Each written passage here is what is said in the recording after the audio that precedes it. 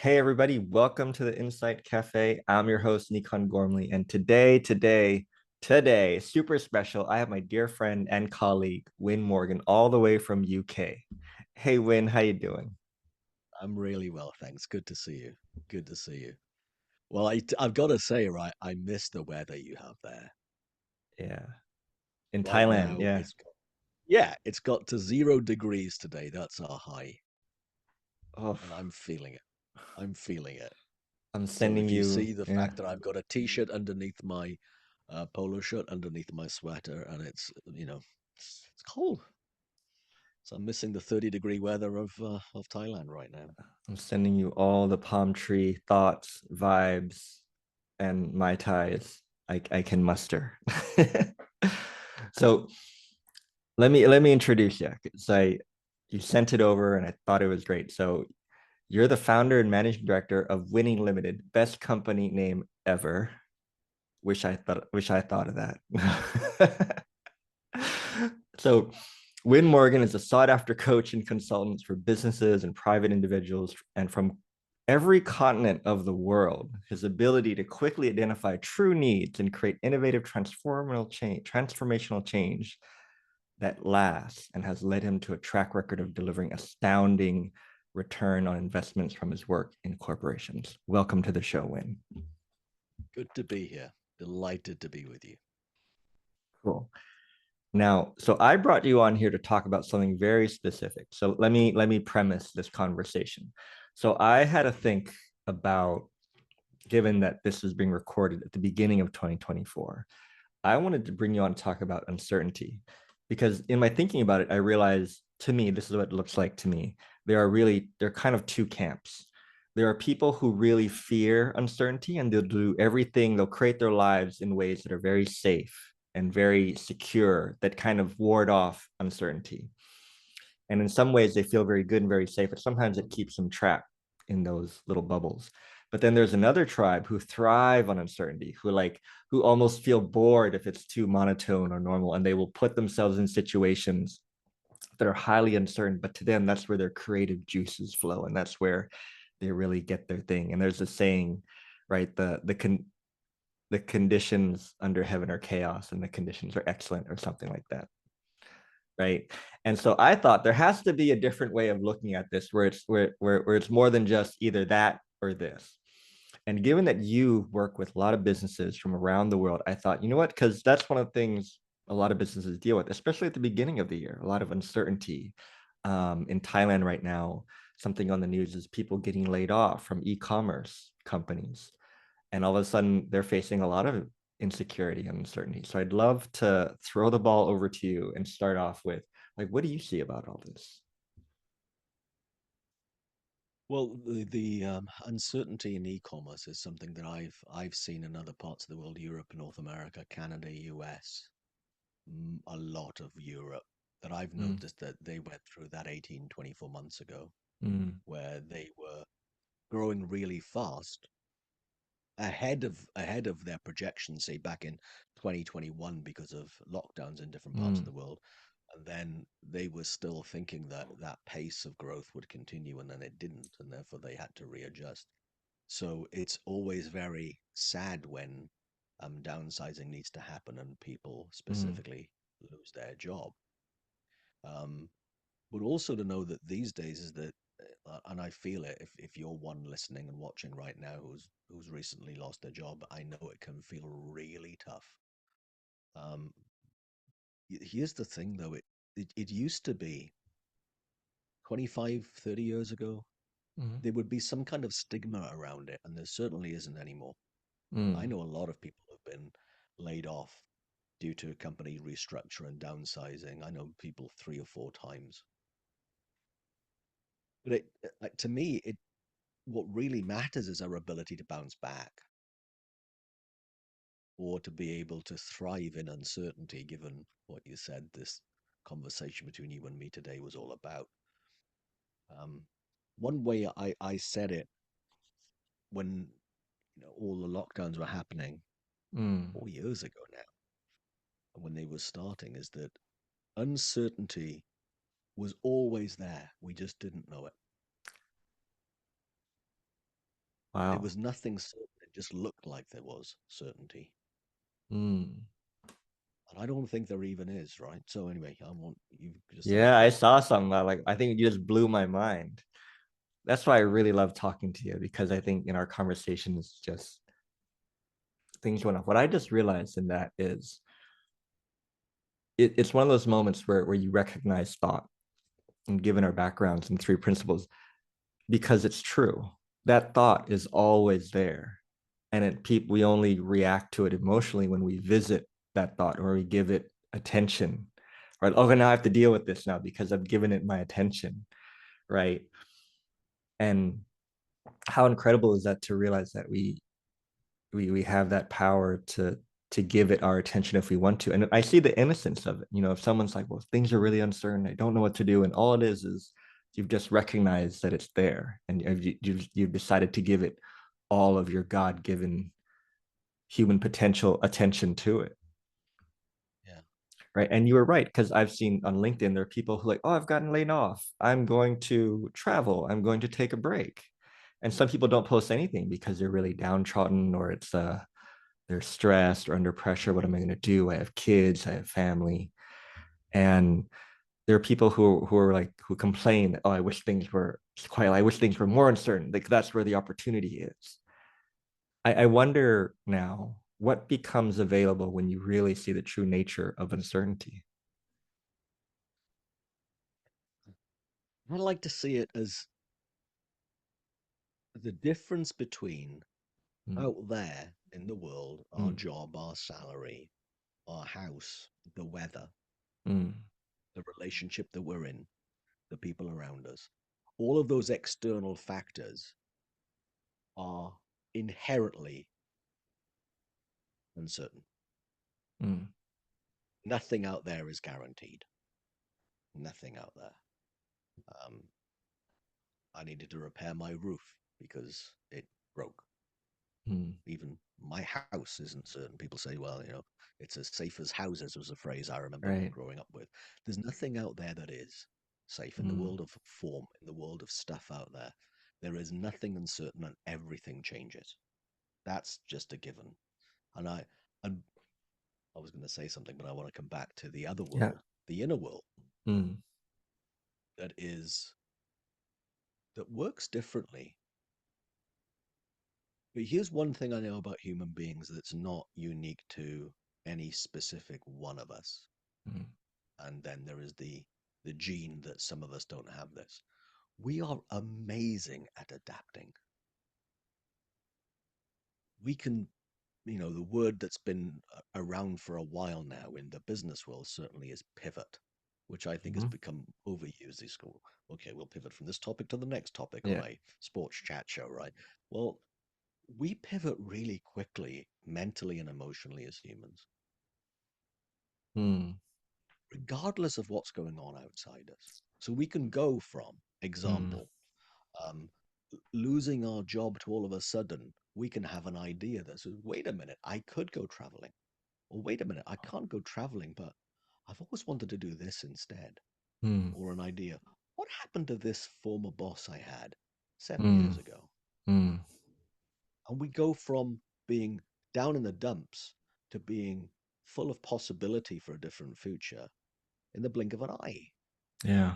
inside. And I think that's the bit that's certain is our ability to bounce back, Mm, our ability to be able to pivot, our ability to adjust. So here's a crazy metaphor, right? mm, Um, one thing I love to do in the morning when I get up, I have a cup of coffee. mm, And I grew to really love my favorite coffee from this one supplier in Southwest Wales. Then you can buy it online, so I get it shipped the 200 miles from where they are. And it would be like my comfort blanket in the morning. Through the AeroPress, lovely black coffee in the morning, it would wake me up. And then they ran out of supply for a few weeks, so I couldn't have my consignment of coffee. Now, I know enough that my well being and my day is not going to get totally screwed by not having my preference for the exact kind of coffee. You might think, well, that's a little bit frivolous, but that's an example of everything. Because, there were the beverages available, other types of coffee. Some mornings I had tea instead, and that was just fine. Because that didn't define how well I felt I was thriving during the day or the few weeks until the supply came back. And I think that's also a metaphor that the supply of fresh ideas, the supply of insights, the supply of our ability to bounce back does not go away. That is solid ground. Our ability to adapt, our ability to bounce back, our ability to feel differently, to have a different perspective over things. It's far more solid than anything in the outside world. I love that. And it because it's not something you would think it's solid. Because when you think adaptability, the first image that comes to my mind is water. And water can be as an ice, it's solid. That's ice not changing. You're changing the ice, right?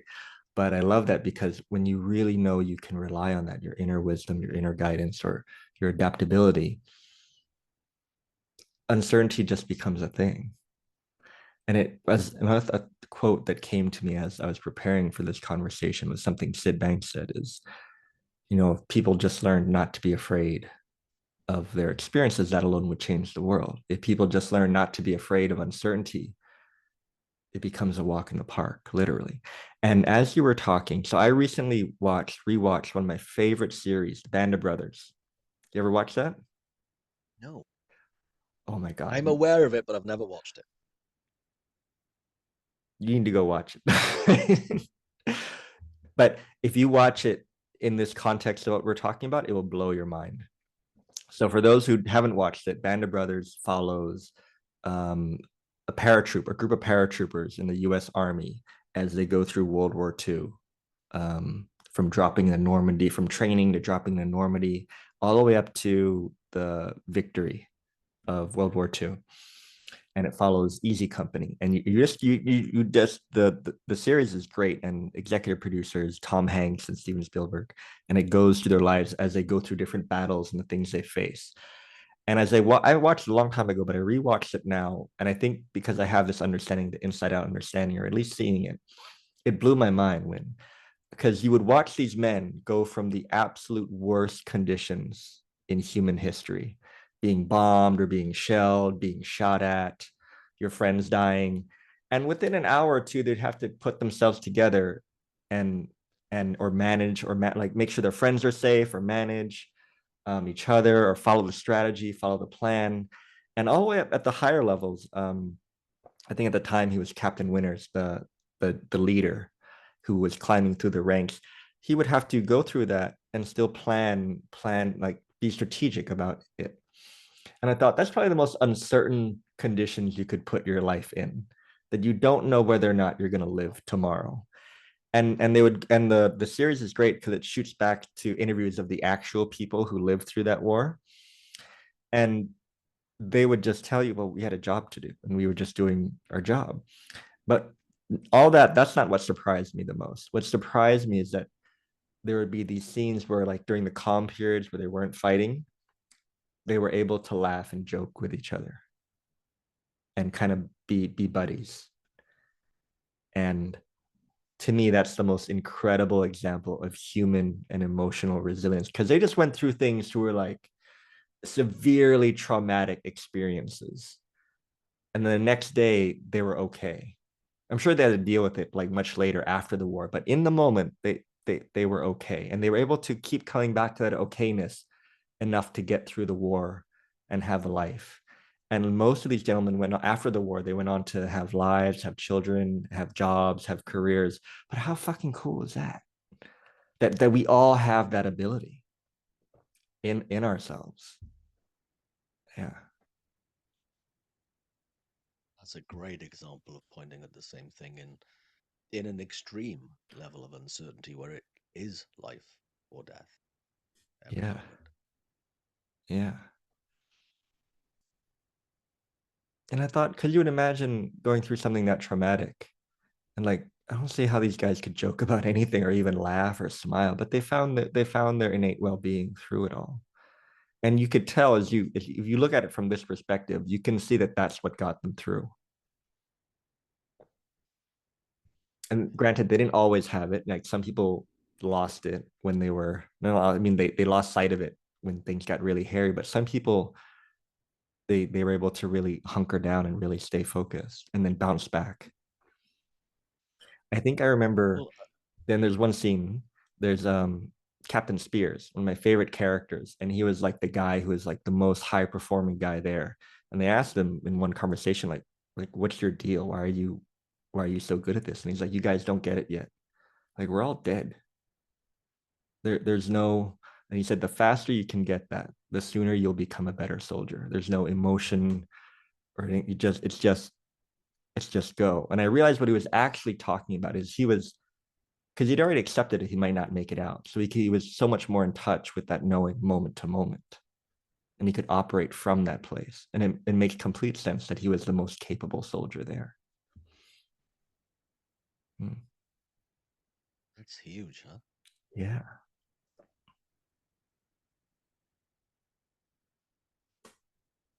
Hmm. Because that's true about everyone, Yeah. whether we're in a conflict zone or living in a either an air-conditioned home, a heated home, Hmm. or or a place that just has walls and a shelter. That's true that we're not going to get out of this thing. This thing called life is finite. Yeah.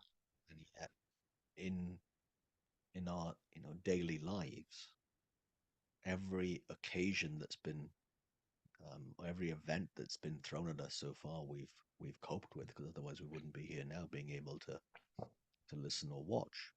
Hmm. We must be able to do that. The other thing that comes to mind is beyond the uncertainty part of it is the word thriving. And I remember somebody asked me about that. What do you think of thriving? Because it doesn't feel like I'm thriving, and this is going back a few years now, maybe 2 years. Someone asked me this directly. Well, to me, I mean, thriving is a feeling as opposed to a bank balance Hmm. or a size of home or our job title or our assets. It's nothing other than an internal feeling, I think, thriving, the feeling of thriving. 'Cause, let's face it, I can, with perspective, look at myself right now. Okay, I just took a few sips of jasmine tea in the last few minutes. Well, my body's absorbing what it Hmm. needs to from the jasmine tea. My kidneys are doing kidney things. I'm breathing in and breathing out right now. The protein I had in my last meal is will eventually be my hair, nails, and Hmm. everywhere else collagen's required, all of that kind of stuff. It's fascinating to me that biologically I'm thriving. I'm aging, but that's a sign of thriving too. And yet sometimes I won't emotionally feel like I am, but that's just a thought appearing real. Yeah, I just saw that. Like you can think you're not thriving, but that doesn't mean you're not. Because your body's still going to thrive regardless of what you think. And and I get it. If you've been laid off and you think in that moment you're not good enough, you're not smart enough, why me? That doesn't change the fact that it, your body is doing exactly what it's meant to do. And in the bigger picture of things, you probably are where you're meant to be too. Yeah. Yeah.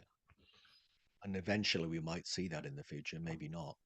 But in the Mm. moment, we can't see that until, because it's always with perspective, with hindsight, we can notice we're in the right place. I So if had a yeah, biologically we're yeah. thriving, I wonder if that also means that spiritually and in our minds that we're able to thrive too.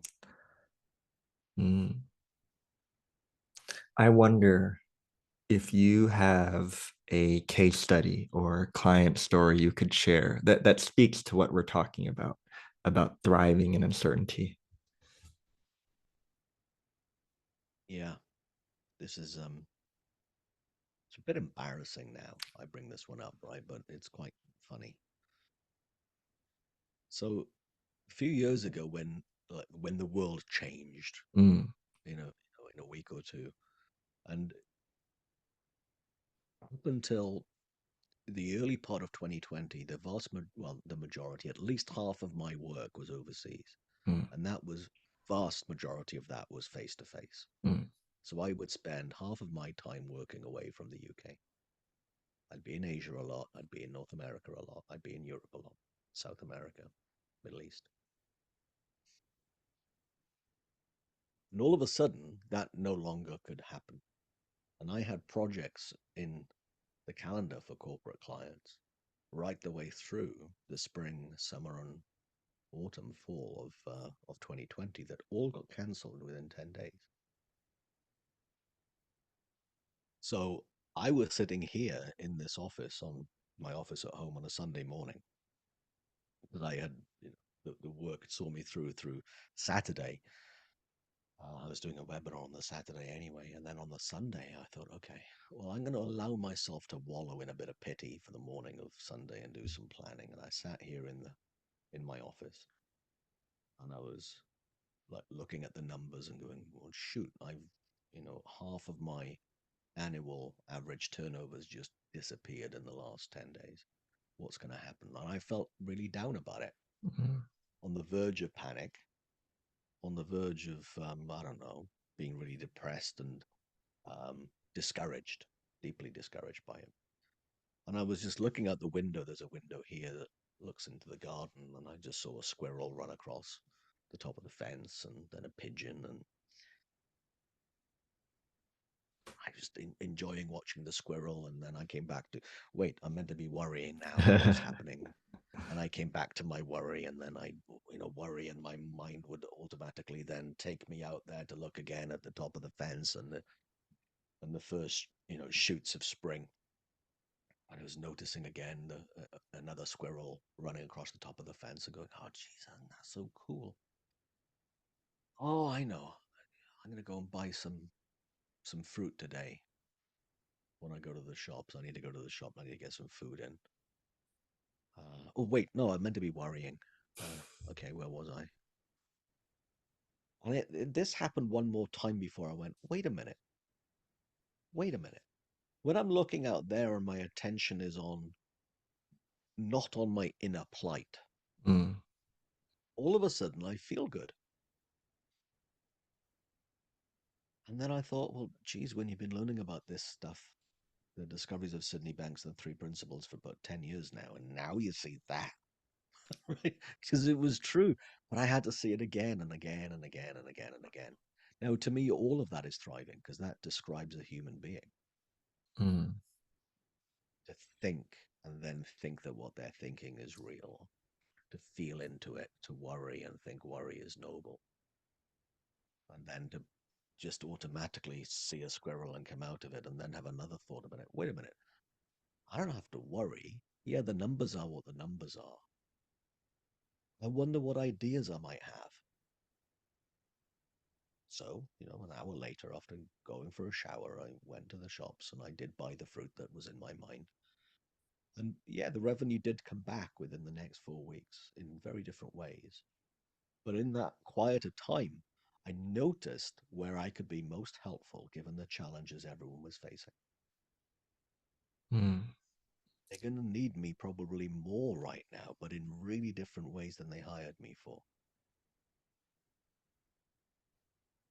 So, using that word pivot, I adapted to, oh, wait, I could do this. That'd be really helpful for people right now. Yeah. So that would be a case study example from my own life. And I don't know what you think about that one, Nico. Oh, I love that. I completely resonate with that. And I've had numerous experiences similar where the thread and what I picked up in your story was as soon as you stop making it about you you open your bandwidth up to a whole world of possibility of what you could do and what could be, right? And I think that's what's so valuable about this conversation is knowing you can do that, knowing you don't have to wrestle with uncertainty, knowing you don't have to be good enough or talented enough or smart enough to thrive. Like thriving is built in. It I think the real training here is in recognizing that you're wrestling with uncertainty and knowing you can take a step back. And as soon as you take a step back, all of life's natural capability will come to you. There's a quote about all it takes is a pinhole of light for all of grace to come through. Oh, that's lovely. And in your what I love about your story is even when you were like you intentionally sat down to try and were like, okay, I'm gonna worry about this. Life would like Yeah. squirrel. You're like, no, squirrel, like look at that, life's like throwing like squirrels at you, and then you saw it. Like, how cool is that that squirrels will find you, you know, like when you're trying to worry, squirrels will find you in some way. Yeah. I have a secret I have a secret notion that if you don't listen to the squirrels that find you, life will throw something bigger at you. And the bigger thing might not be as cute and cuddly and fluffy as a squirrel. So I'm trying to do my best to notice the squirrels. Before they grow up to become bigger monsters, right? Yeah, yeah, Yeah. yeah. Really lovely point. And what you're saying is so important. There's a truth to the natural to the nature of thriving is that it's always there. I have a client who she thought, bless her heart, that she was thriving when she was working at high powered jobs at well-known brands like Amazon or other big tech companies that are popular, and like, oh, if I work there, then I'm thriving. And she would really beat herself up in her head when she wasn't working at those places, like, oh, I'm not good enough, I'm wasting my talent, my potential. And through our work together, we saw that we're like, oh, like that's a weird contract to sign with yourself, that if you're not always working at companies you don't really want to work for, you feel better about yourself. And it took her a bit to settle down with that. And then when she did, what she wanted naturally started to change. She was no longer as attracted to those things because she realized thriving wasn't pending on those things. And then Yeah. sure enough, she naturally aligned herself with jobs that actually made her heart jump a bit, made her heart beat, because she really wanted those jobs. And they were very different than what she was used to. And and to me, that's it. Like things start to look different when you see it differently. That's a great thing to notice, isn't it? Yeah. So one way that I might describe that is that I can thrive even if my ego isn't. Yeah. Oh, I like that. Yeah. My ego can go all kinds of places that aren't. What was the other phrase that you said in that story with your client about places where her heart would jump Yeah. and really love Mm. that place? Well, the ego doesn't always. Well, it's not a heart-driven Yeah, I entity love either. that. That's a quotable thing. Your ego isn't driven by the heart. Yeah, it's driven by something else. Well, insecurity, all those other kind of needy things. But here's the other thing that in in what you shared a few moments ago Mm, about it not being personal, mm, I think that really matters. So, mm, um, a division that I was working in a company, the last big company I worked in was being closed, mm, was being shut down for various very good commercial reasons. And out of 220 people in that division, me included, 180 of those roles were going. 40 would be absorbed into a different part of the business. And when that was announced on a Friday, um, I had a little bit of a kind of an inkling that this was what this big old meeting was all about. And I thought, I'm pretty sure we're all going to be okay in this. mm, I'll find something else very quickly. I'm pretty sure. Um, then on the Saturday morning, I went to buy a few books, and this is in the summer of 2001. I went to buy some books on dealing with redundancy because I knew when I woke up on that Saturday morning that my job as the head of training and development for that mm. for that division of the company. My job was to help get everyone, the 180, a job. Mm, Oh, right, we've got 3 months until this thing runs out. We've now been all given notice. My job is to get everyone to get a job in this 3 months. And I felt great about that. And I bought the books on dealing with redundancy and job interviews and modern searching for work and all these kind of things. Everything from mind, CV, applying, yeah. uh, first interviews, second interviews. But here's the one thing that was the bit that really struck me was being laid off, downsizing, redundancy. There is nothing personal in it. Mm, Not one thing. It's the role that's being made redundant as opposed to the human being. And even if it's one person, it's never the human being that's being made redundant. It's what they do mm, that no longer fits. It's a square peg, round hole, whatever you want to say it. And to know that it's not personal just takes a whole heap of thinking off the table. And when a whole heap of thinking is off the table and off our minds, all of a sudden there's a chance for that perspective. There's a chance for that pinhole of light to come in when we're not taking it personally. Because the truth is, it isn't personal. Never was, never will be, not once. mm. I'm gonna sit with that one. Like that's because there's such gravity and weight to what you said. And it goes, I love what you said because it links to what we were speaking about earlier. Because for that to be true, everything else we're talking about has to be true too. Because about thriving, because the moment it doesn't become personal, you it's faster for you to get on that bus that's going to thriving, right? Because it's not about you. You don't have to worry. It's your fault. You're not good enough. You can bypass all that because it's not needed. And you could totally go the other way too. Like this is totally about me. If I was good enough, they would have chosen me. Now you have a whole list of thoughts you have to deal with, or you think you have to deal with. Yeah. Mm. Go on a self-esteem course, Yeah, self-esteem learn course, find my inner value, all inner that kind of stuff. Whatever. value. Yeah, Always there. Don't have to look for it. It's always there. It's just sometimes hidden under thought, but appears right. real to us.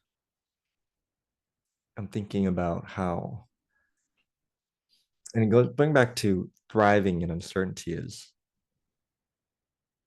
you see the neutrality of it. Getting laid off can look completely really uncertain, or it could just look like, oh, it's not a fit. And it's not like, okay, I'm going to reframe this in my mind. No, it's the truth. It's just not a fit anymore. Cool. I think one what occurs to me to share is another saying within our community. It's more periods, less commas. Yeah. Right. It's like, oh, you're not a fit. Period. That's all I'm going to give it today. And with for people listening, what that means is there's no more thought given to it because there's none needed. There's no more story to add to it. And love what you said. Like it's not a fit. It's nothing to do with you. There's the role, and then there's you. Completely different things. And what I keep talking about this because it's so important because I think we have a habit of tying the two together. Oh, my value is because I work for Amazon, for Facebook, for blah blah blah. My value is my fancy LinkedIn title role. I'm head of people, CTO, da da da da. If I'm not that, who am I? Oh, woe is me. Like you're fucking incredible. Way before those titles and roles and companies. Yeah. I think that's huge for us, well, for you to have just highlighted that it again, and it can be very, I don't know, surreptitious how this gets in that we think our value is based upon our job title or the company name or whatever it is. When no, it never was. Yeah, Our value as a human had nothing to do with those external things. at Value all. did. It just sometimes looks like it has, but that goes back to the whole conversation that you had about Mm. your client who just um, had a previous fixation about working with big name companies. Same thing. I can share this. I remember one conversation I had with her is she she kept interviewing for jobs she didn't really want. And I asked her, that's weird. Like, why are you doing that? It's like, oh, I just want to feel valued. that someone wants me to work for them. I'm gonna say no anyways, but I just want to see if I can get the job. And that was a whole conversation. Like that sounds kind of weird to me. Like, why would you want to do that? And then that led to a very beautiful conversation about what we're talking about is value. Like, I'm gonna make you sign a piece of paper whereby people want you to work for them, and that's the only way you're gonna feel valuable. Sign here on the dotted line. And she was like, that does sound kind of weird. I'm like, yeah, it is. And then, and once she saw that, she let that go. And an interesting side effect of all these things she was letting go, she said, you know, Nikon, I'm noticing something. I'm a lot more calm than I used to be. And when like, I'm just more calmer about the way I approach things and problems. And it's kind of interesting. And I'm like, yeah, it is. Because there was less her mind was trying to deal with in the background. Well, that would be a wonderful thing for any one of us to realize that we can be calm when we're not trying to fix the outside world, or it needs to look a certain way in order for me to feel a certain way inside. When Mm, anyone lets go of that um, false errand, yeah. because that's not how feelings work, then all of a sudden the sense of calmness is bound to come up. Then, when people talk about being calm in the storm and the eye of the hurricane, all that kind of thing, the reason that that can be true for any one of us is because we can know that our state of mind internally and how we feel and our thinking is a totally internal ecosystem. It does not come from out there. And Mm. seeing that opens up that entire world of then being able to be resilient, calm, in spite of what looks to be, a shit show. Oh yeah. And as you were talking and given the time, this is the last thing I want to ask you about. Um, one of the mentors within the 3P community, she said this to me one time and it changed my life. She said, Nikon, you, you have to let the insights do the heavy lifting. It was Elsie Spittle who said it.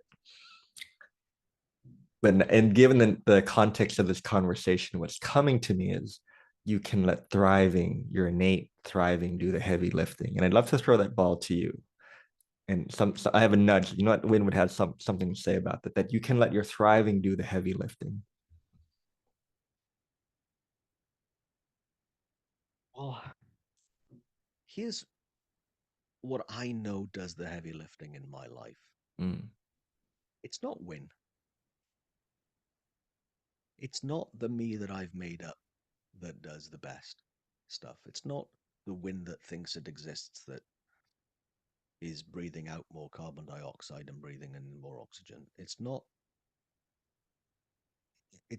Wyn's ability to adapt and to pivot and see a squirrel and then go, oh, there I go again. It's not anything to do with me. It's the deeper intelligence of life working through this entity that has been given the name of Wyn. mm, Which, and I think that might be another way of saying, well, in Wyn's terms, in my terms, of what Elsie was pointing at to that. Um, and someone I was very dear to me, Elsie. Um, and it's just a really good thing to know that what does the heavy lifting in life is never my sense of self, my ego, my insecurity, all that kind of stuff. What does is a deeper intelligence, way more powerful than my IQ.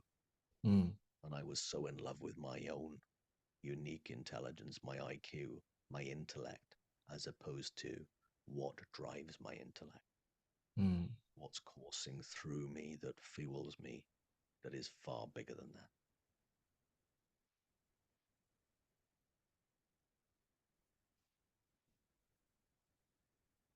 What occurs to me is one thought away. Is everything you're talking about is just one pivot away from where you're giving your attention. And all I have to do is start looking in that direction.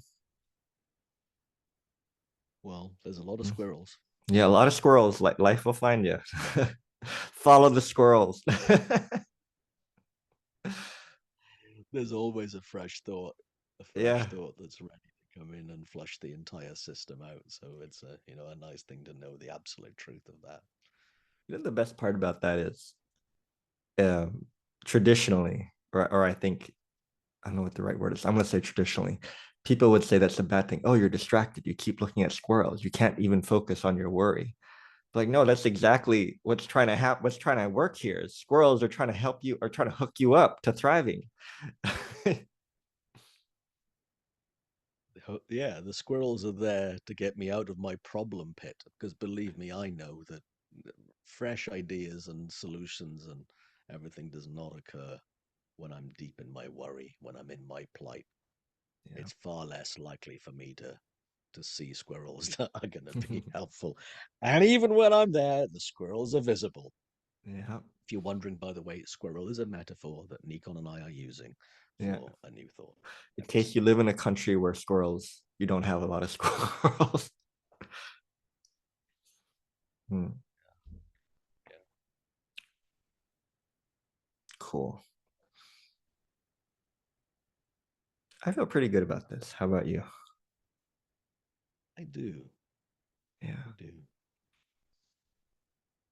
You know, the only thing that I Mm, don't know if I've mentioned this before, but I remember in my kind of reading of Homo sapiens as a species, mm, and one of the things that has made us survive and thrive through uncertainty of climate change, such as, you know, going into ice ages, coming out of mm, ice ages. And the last ice age we only came out of between 12 and 15,000 years ago, right? So it's not long mm. ago. Our ability to adapt is what's made us survive and thrive as a species. It doesn't disappear just Mm. because we now live in the 21st century. That inherent part of our biology and physiology is absolutely still there. I run a developmental program for toddlers who are learning how to exercise. These are 2 and 3 year olds, and we as a Taekwondo teachers, we create little stations for them, like picking things up or jumping over things or kicking things. The speed at which these little human beings are able to adapt to the exercises is astounding. And case in point, we put out these the kicking paddles on the ground, and the exercise was for the toddlers to learn how to balance because they put one foot on each one and they kind of figure out their balance as they're stepping through. The first 2 times I held this young girl's hand. The second time she was like, "Don't touch me. I got this." And everybody went quiet, including the parents, as this young toddler put one foot on kind of this little shaky thing paddle on the next one. And then she did it. And then she did it again. And the look on her face was like, wasn't that cool? And we're like, yeah, that was very cool. But she had never done that before in her entire life. And it reminds me of what you were saying about a human's ability to adapt. And that's always there. Whether you think you're having a shitty day or not, whether you got laid off or not, that ability to adapt is always there. Very cool. That's lovely, Nikon. Very cool. So my last question to you is, and I ask everybody on the show is, if you were to give someone a gift or the world a gift, it could be a knowing, a saying, a quote, an understanding. What would that gift be? You can take a moment.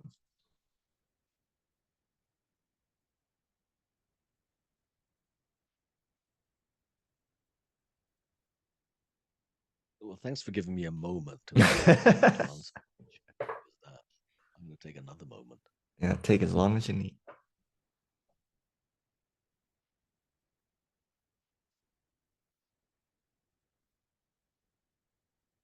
Well, the message I've got right now is very responsive to the moment of what's happening in various parts of the world. Mm,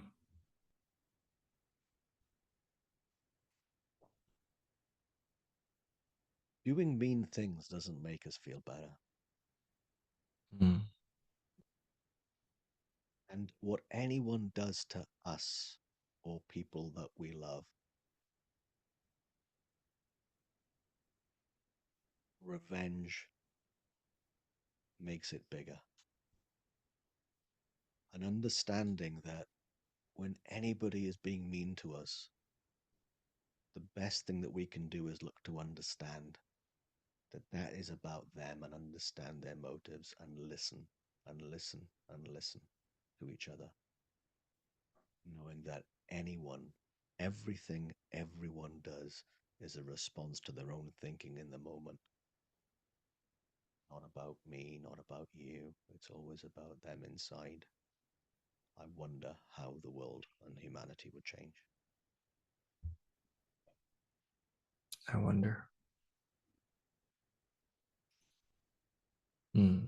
That was beautiful. Thank you so much, Wyn, for your time, your grace, your presence, our conversation, your thoughts. I think anybody, I think this conversation is going to be highly valuable to anybody who listens. Cool. Well, I'm pleased if it is. And ooh, I'm pleased. Neil, it's been a yeah, pleasure. I feel, delighted to know you and honored to have been your guest today. thank you. Do you have anything you want to plug? Anything you're up to that you want people to know about? Well, I'm easy to find online, and I'm Yeah, sure that, where you yeah. found Put all the this links. audio or video that you've got links there. I'm always doing something. There's a mailing list you can easily sign up for to know whatever latest thing I've got coming up. So there's lots of things coming this year. Brilliant. Cool. So I'll put all those links to find you in the description. And if you want to hang out with Wyn, highly recommended.